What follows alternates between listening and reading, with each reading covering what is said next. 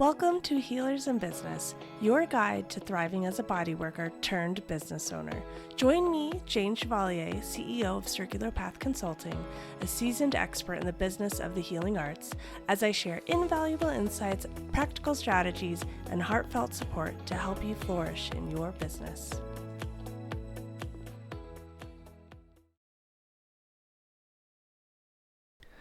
This is episode 10 of Healers in Business. Today, I am interviewing Carly Zuehlke. Carly Zuehlke is a sports chiropractor and strength coach with a focus on sports, pregnancy, and postnatal care.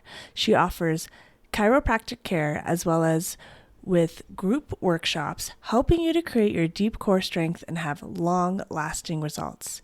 Here's my interview with Carly.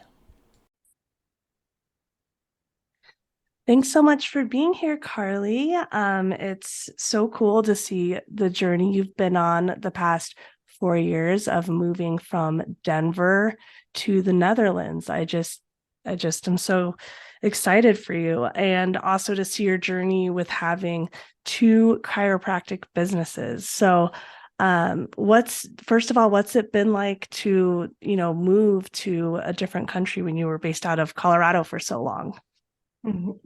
Jane, thanks for having me. At first, when this opportunity came about for my husband's job to move abroad, I told him he was crazy. He got recruited for his dream job on LinkedIn, and at the time, I had my business in Denver it was 7 years old, and I told him, I was like, I'm not selling my business. We're not moving to a new country. That's just crazy. I've put too much work into this. But then I thought about it some more, and the opportunity was just too good for him to pass up. And so we sold the business, and it was very bittersweet. I had mixed feelings about it. But I sold it to someone that I trust, and I know that it's in good hands currently. And when we moved abroad, I honestly wasn't sure that I'd ever own a business again or that I would even be able to practice chiropractic. I wasn't sure what the rules were going to be like. I knew I'd have to learn Dutch. I wasn't sure if I'd have the time for that. We moved abroad, and at the time we had just 1 dog, and I had a daughter, and now we have 3 kids. So it's been a busy few years. But the move was a little bit scary, and we've been here in the Netherlands for 4 years now. I've worked 2 different positions as an associate, and then I just started my own practice about 5 months ago. So it's been really fun going through all those different stages of working in a chiropractic office, from owner to employee to owner again. Oh my gosh. Yeah, that is crazy. There's a lot to unpack there. I'll focus on the business side. I'm like having 2 more kids abroad.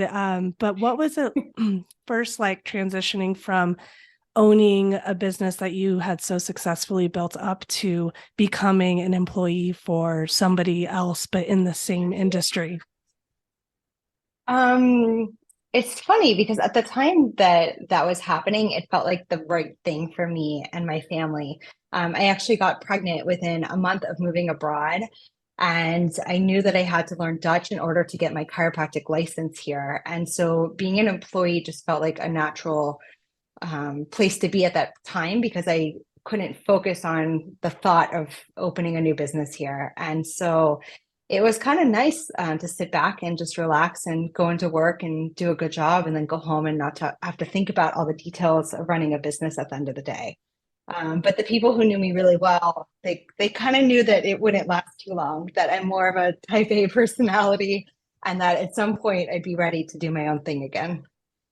Yeah, definitely. And was there anything that surprised you or any lessons learned from being an employee that maybe you hadn't thought about because you had worked for yourself for so long? Yeah, I think that anytime you are an employee and working for someone else, there's always something you can be learned. Um, because before I had my own business in Denver, I also had been an employee. And even the bosses that are the ones that you didn't like or you didn't like their practicing style, you can learn more about what their practice is like. And you can take from that what you like and what you didn't like. And then when you open up your own practice, you take those things with you and you make it your own. So I think that any experience as an employee is valuable. Yeah, definitely. That's so true. And it's interesting that you got to experience that after working for yourself and you were still able to have, those positive experiences and learning even more than if you hadn't had the opportunity to work for somebody else. Yes, definitely. And I think also if you get to the point as any health professional where then you're having employees under your own business, I think then it's really powerful to have been an employee in the past. It just gives you that other perspective. Yes, definitely. That definitely. And so can you kind of tell us the story of how you went from working for somebody else to where you are now? Yeah, I had been working in that practice for the first 3 years that I lived here. And it just got to that point where I was looking to do different things and it was just no longer the right fit, to put it real simple. And so I decided to start my own practice. I wasn't sure how long it would take to find the right setup and to get everything going. So first I started by doing workshops specifically for women in core and pelvic floor strength. And then eventually I added in workshops that were for men and women, and I called it the Strong Spine. And this was my way of kind of getting my name and my brand and business out into the community, reaching some new people. I purposely set these workshops up at different locations. So I did my core and pelvic floor at a midwife practice. They had a beautiful yoga studio that I use.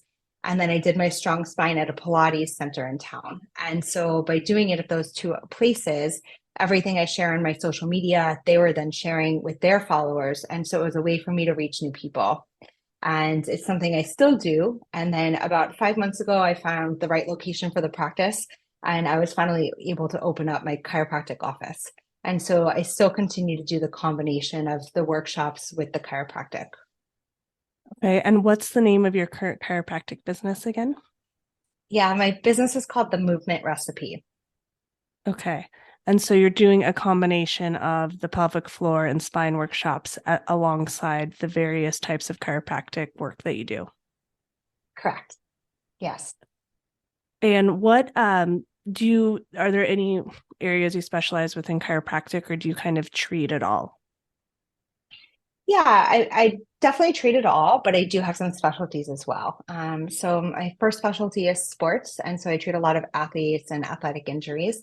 And I also specialize in the prenatal and the pregnant woman, as well as the postpartum woman. So those are my specialties within chiropractic. Okay.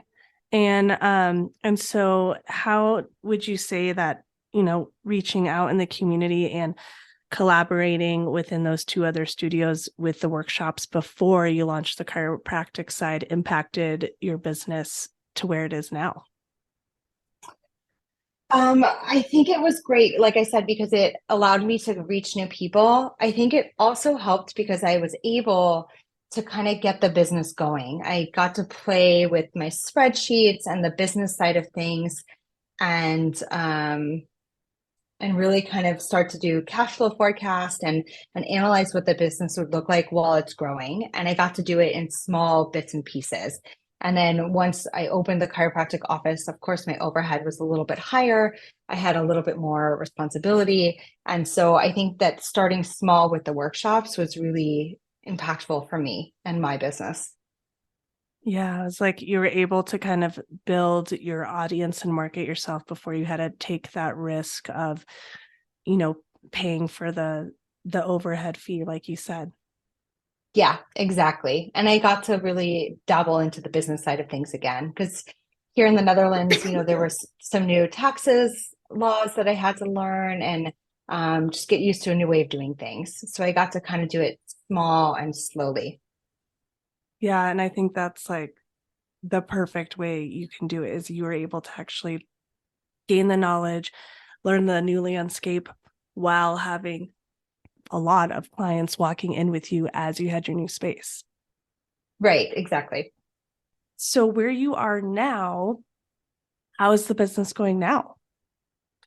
So the business is going really well. So I started doing the workshops a year ago, last month, and then I opened my chiropractic office about 4 months ago. And I am ecstatic to see how well the business is doing. I had set goals for how many patients I'd like to see per week and per month. And the goals that I had set, I was hoping to meet by the end of the year. And we're already 4 months into the year, and I've already exceeded those goals. So it's just amazing. I knew I could do it. I didn't think it would happen this quickly, but it's really fantastic.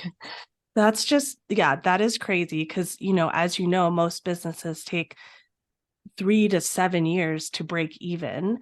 And like you're doing it within the before it hasn't even been halfway through the year. Yeah, exactly. It's pretty amazing. Yeah. And so like I would just love to unpack all of your knowledge and secrets because so when I shared the office with you back in like 2014, 2015, I learned a lot from you. And I just remember watching you on your whiteboard, like at the end of every day, like, okay, like these are the client numbers I hit. These are the finance numbers I hit. This is how much left I need to go. This is where, and it was just watching like a machine, like you were on it at all times, so super laser focused. And so obviously it has a lot to do with your personality and your drive and your work ethic. But also I'd love to know more about how like what have been your biggest resources or sources of learning all of these things outside of just your own inner fire. Thank you, Jane. And I can't believe you remember all that.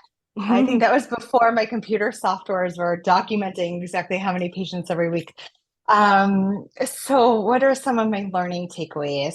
I think start small is one of the biggest things. So with both my practice in Denver and my practice here, I started by just renting one room and keeping my overhead really low and try to do the tasks that you can and learn as much as you can before you have to divvy it out. Because then, if at some point someone doesn't show up or something happens, you at least know how to do all the things for your own business. So I think that's important.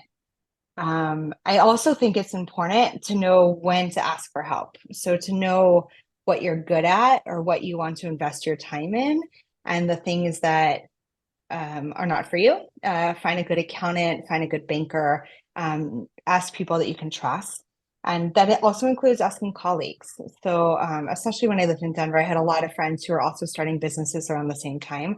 And we'd often get together and talk about what was working and what wasn't, and some of the stressors of running a business and some of the successes of doing it. So, I think that being able to do it with peers is really valuable as well.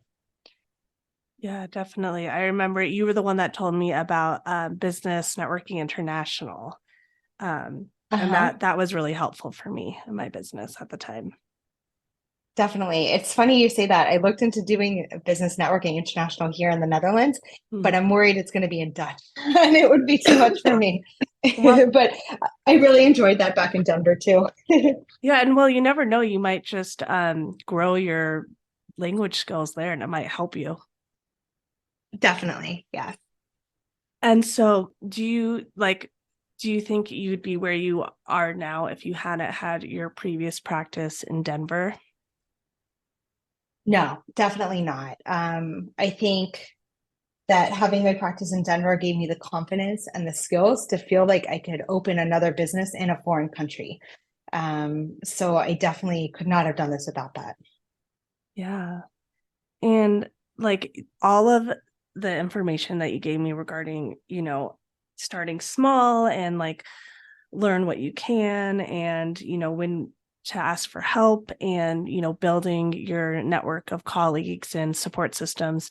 Um, when when I watched you in Denver, like I just saw how number oriented you were and how business oriented you were, and you were able to like flex that muscle so seamlessly amongst your muscle of being a chiropractor and a healer. And so is that like muscle that you had, that business savvy numbers muscle, is that something you've always had, or is that something you learned from chiropractic school or peers or family? Um, no, it's not something that they teach in chiropractic school, and it's not something I really learned from peers either. I think it's something I've just had to teach myself along the way. I think at this point there's a lot of courses you could probably take online. I know there's some resources for free if you're living in Denver. The Denver Metro Chamber of Commerce offers some business help. But for me personally, it's not something that I had help with. I had to learn it all. Okay.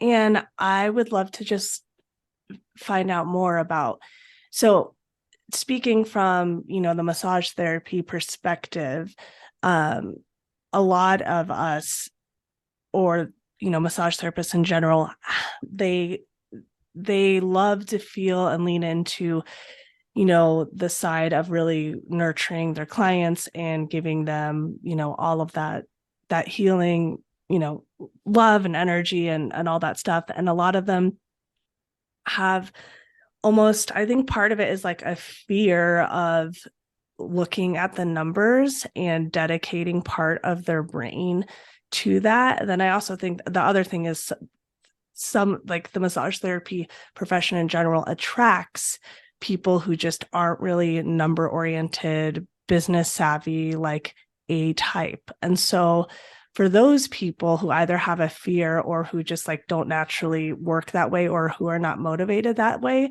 like, is there any advice you would give to them besides like joining the Chamber of Commerce and learning online? But I guess what I'm trying to get at is like an inner like confidence or mindset side. Yeah, I hear you. Um, I'm going to digress for a moment, but I've been on this transformation over this past year where I worked with a weight loss coach and I lost quite a bit of weight and I learned a lot about myself. And part of the program was teaching and learning that the number on the scale is not a reflection of how you feel or the work that you've done. And I kind of think about that sometimes when I went into my business this year, because the first 2 months, January and February, were pretty slow. And I kept telling myself that the numbers are not a reflection of the work that I'm doing for my patients or of what the future will be. And I just kept saying, if I put in the work and I stick with the plan, then the numbers will come, the patients are going to do well, and everything will be okay. And the motto that I kept telling myself, especially because it was the winter and it's very cold here, is that I'm planting my seeds now. And in the spring or the summer or sometime in the near future, I know that they're going to blossom and it's all going to be worth it. And so when my numbers were a little bit down in January and February, and I was thinking to myself, what did I do? Is everything going to be okay? The mindset I kept telling myself was, A, it's not a reflection of me or my work, and B, the flowers will blossom. I'm just going to keep going. And that worked for me. I love that so much. Thanks for sharing that. So it's like a combination of believing in yourself as well as slow and steady wins the race. Like, just keep going, keep consistent, and I know it will pay off. Yeah, exactly. And just having that trust in yourself and your skills and the seeds you've planted. Yeah. Yeah, definitely. And I think that's like a mantra I've been telling myself this past winter too. And has been, you've planted the seeds, you still are, and they will bloom when they're meant to. Exactly. Yeah. Yeah. Wow. Well, I think it sounds like you're super blooming, or you're about to hit a super bloom. So that's pretty epic too. Yeah, spring has hit and my flowers are blossoming and it feels really good. I took this leap of faith and it's paying off for me right now. Yeah, definitely. And it's just like from knowing you back in Denver, I'm like, of course this is what you're doing. Of course this is where you are now. Like that's the Carly that I know. Um so it's funny when you have outside perspectives of people who have seen you do something, but when you're in it and it is a little bit hard, you have to keep telling yourself that mantra and you have to believe in it for yourself, no matter what anybody else sees. Yes, absolutely. I think also one of the things that I've done over the past few months is really turn inward and look at myself and how I'm interacting with my patients and my explanations and the patient experience, and just thinking, what can I do to make sure that every patient who walks in my door is getting the most value out of their session and that they leave being really happy with the care and that they're feeling better. And so I had to also spend some time looking at what I'm doing and how I can improve on that. And I think that that has also helped with Yeah, my that's flowers blossoming. wow. And so do you feel like that it sounds like that's something that's kind of you've grown into with this current business now versus it just sounds like that's a new piece that you've grown into and that you've been really looking at. Yeah, it's something that in the past few months I've been spending more time on. So listening to podcasts, for me, it would be on chiropractic. But any healer, just working on how you explain things to people and making sure that they understand it, because I think that that really helps with the experience and the value. Yeah, definitely.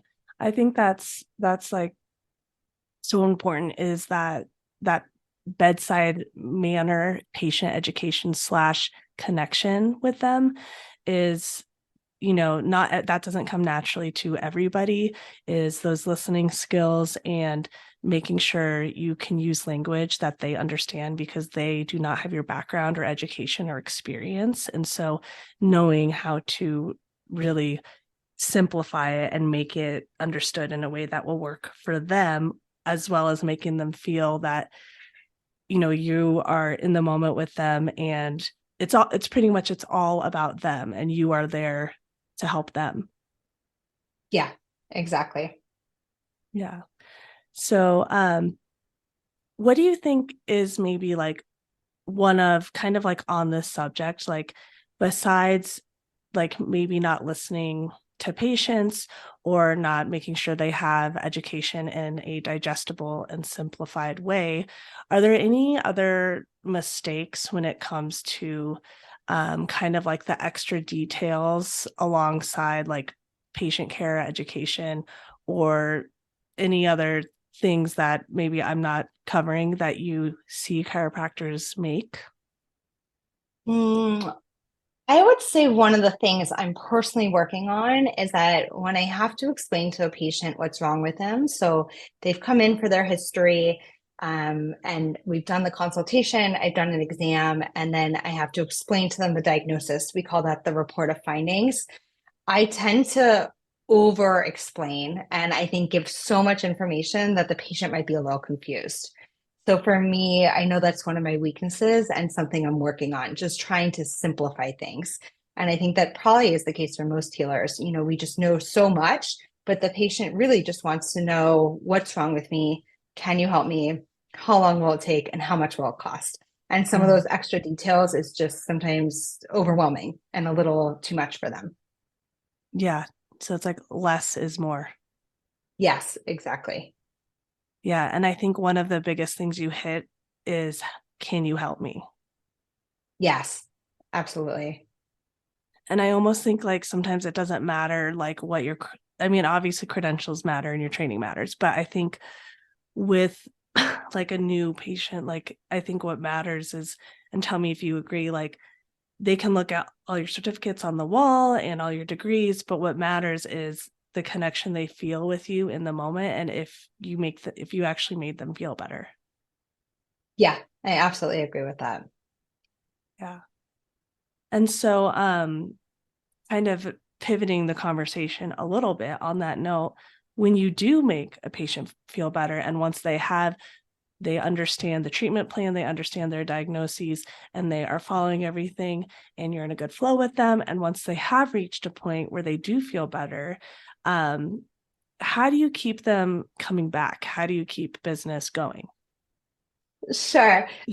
So chiropractic does a lot of amazing things. So I explain to patients that one of the things it does is it can get you out of pain. And that's usually why people present in the first place. But the second thing it can do is to keep your nervous system just functioning well, and that will help you with optimal health. So depending on the patient goals, they can choose if they just want to come to me for pain or if they want to come for optimal health.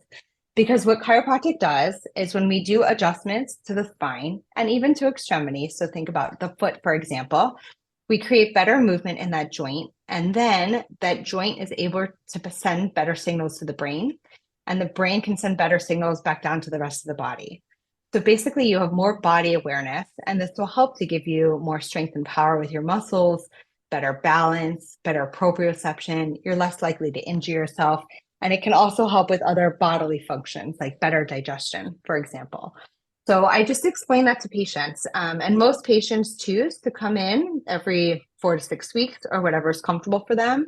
But again, it just depends on their goals. And, if it's a patient, for example, I work with a lot of athletes who is training for a marathon, they might want to come in every week. And if it's a patient who is a website SEO designer and they're always sitting at the computer and they have really poor posture, they also might want to come in more regularly than someone who is moving a lot for their work or, doing a different kind of job. So it just depends on what the patient really wants as well. But I Yeah, think educating the patient and giving them a choice, always saying, here are the two options, what sounds good for you, and letting them feel like they're in control because they are, I think is really powerful. yeah, definitely. So it's like once they actually understand how it's going to affect their longevity, then they're going to say, yes, I want that. And I'm already feeling better. So I want to keep feeling this way for as long as I can. Yeah, exactly. Yeah.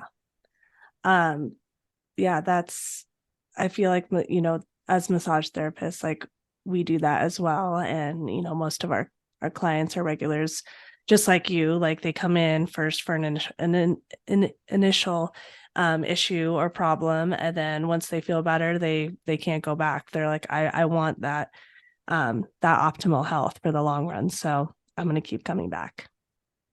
For sure. There's a lot of similarities.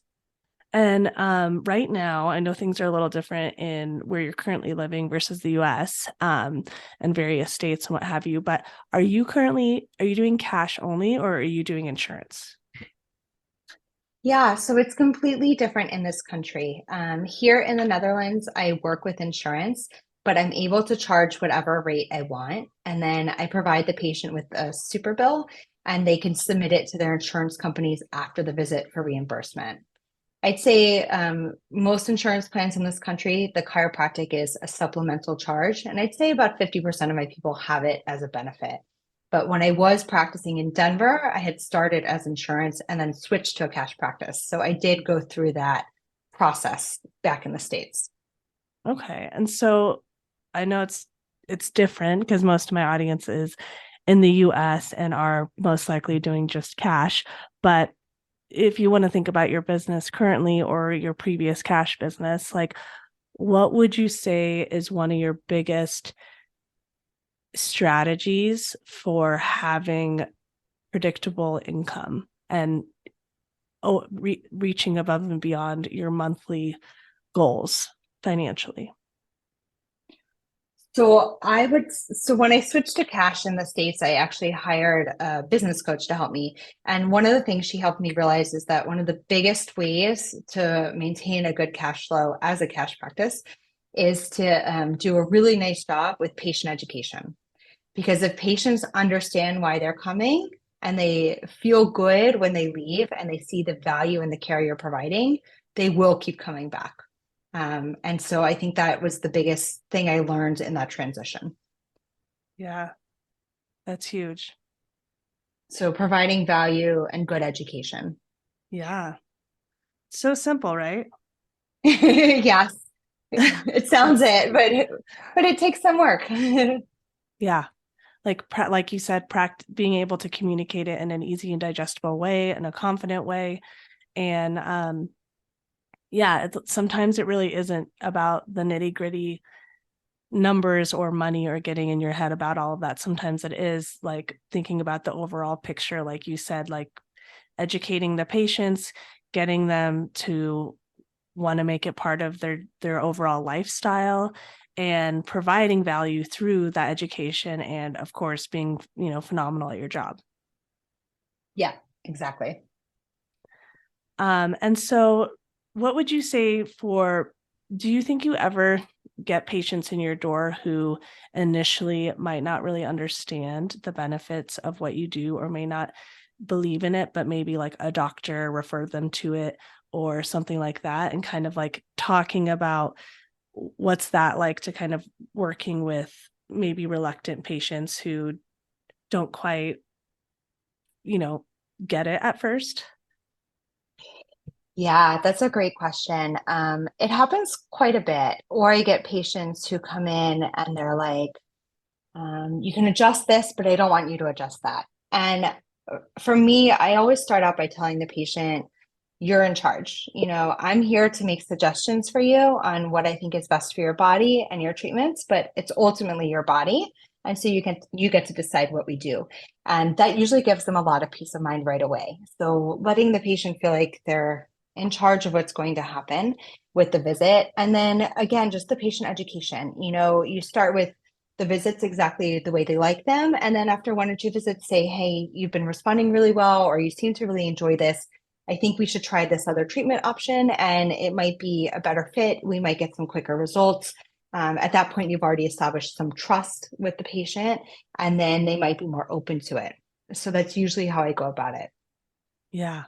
So it's kind of like working or letting them kind of take the lead. And then once they can understand that you're actually helping them and they're comfortable with you, they start to build trust with you. And then maybe you can kind of take the lead a little bit after that.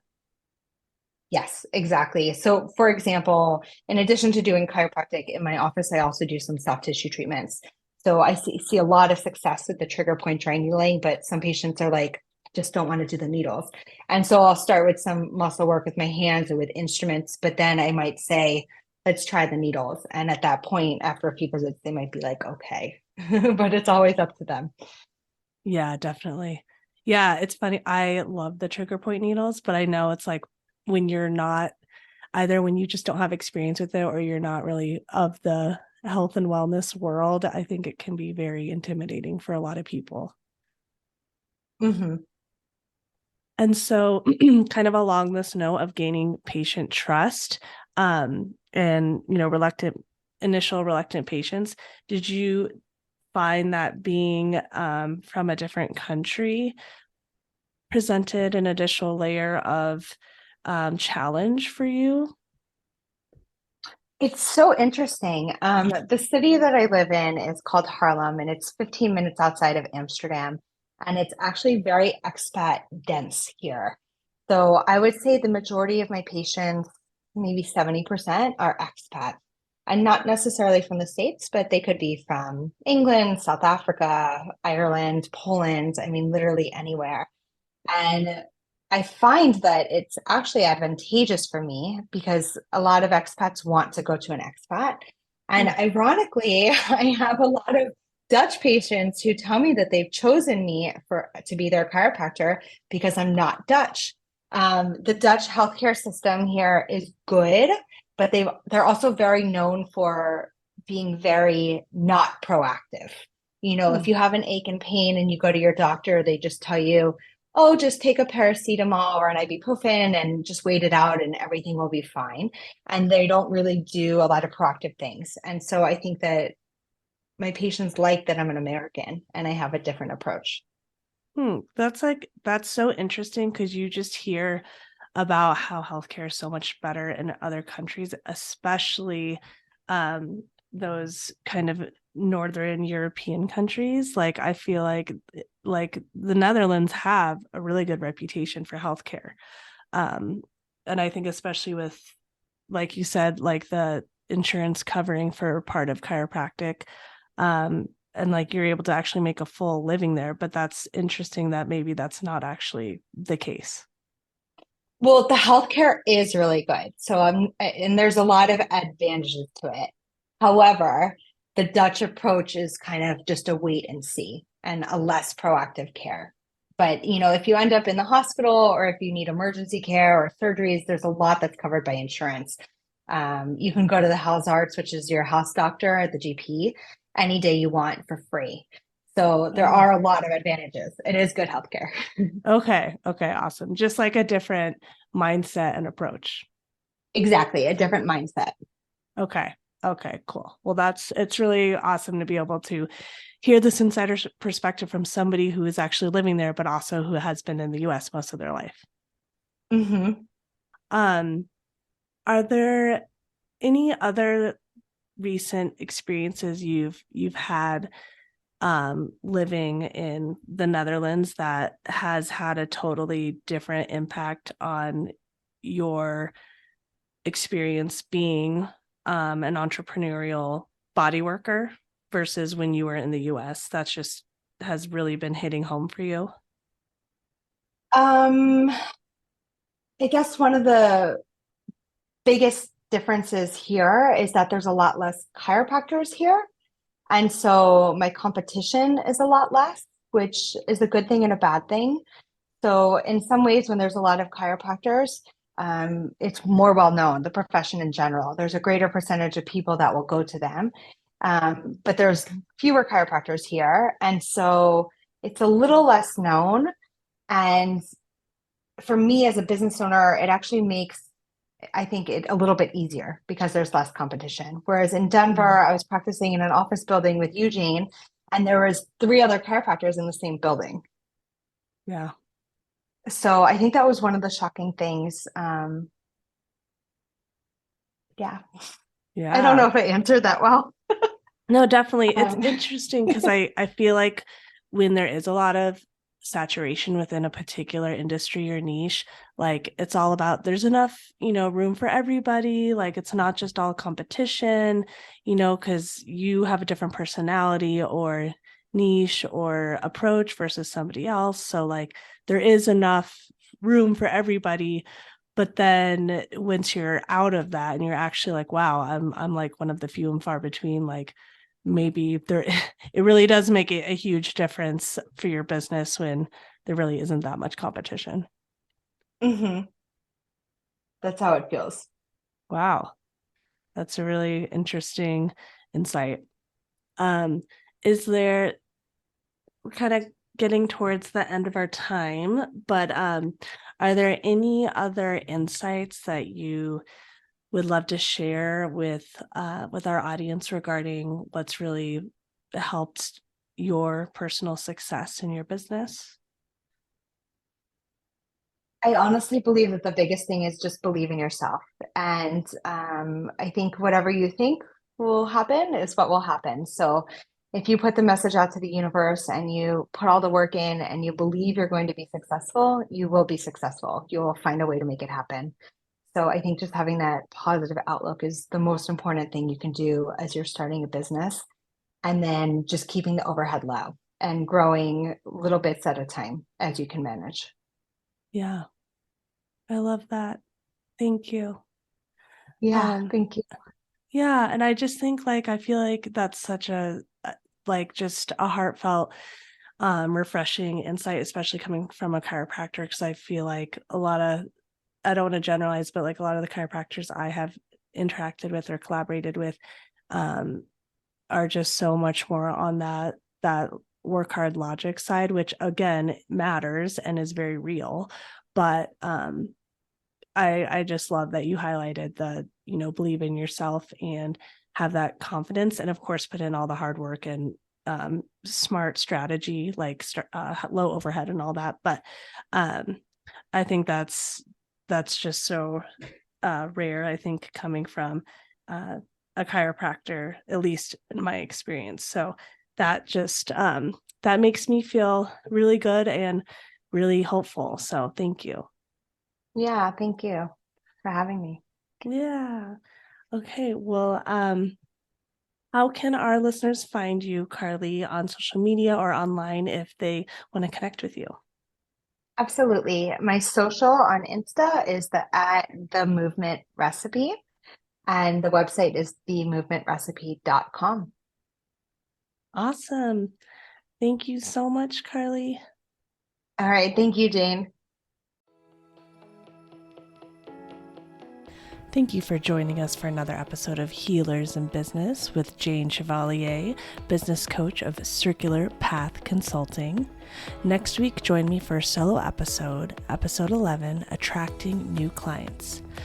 Have you downloaded my free 8-part business guide? If not, go to the link at the bottom of this podcast or go to circularpathconsulting.com/free guide.